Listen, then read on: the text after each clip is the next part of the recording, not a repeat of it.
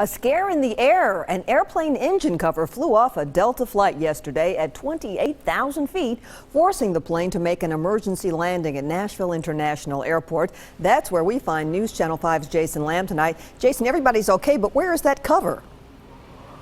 Well, that is the big question everybody wants to know tonight. It was said to have fallen off the airplane around Cleveland, Tennessee when the plane hit turbulence. Today we talked to the experts to see what was likely going on inside that cockpit during the mid-air emergency.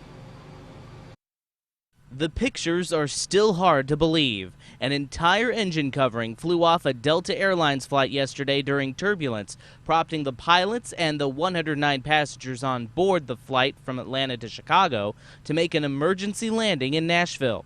And just imagine what the passengers were thinking. I could only imagine what they were going through.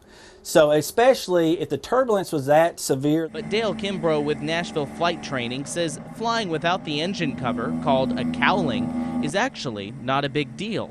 As long as the airplane is flying straight and level, it is under control, everything feels fine in the yoke, in what we call the flight controls, it should be perfectly fine. Nonetheless, he says the pilots should be looking for a place to make an emergency landing like the Delta pilots did. He said the bigger concern is what could happen to the rest of the plane once the engine cover flies off.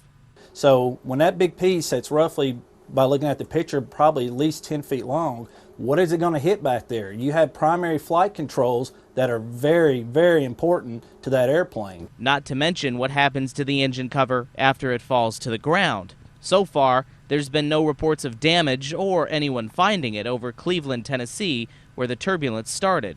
No doubt, it made for a very scary situation for the passengers on board, but Dale says the pilots had it under control.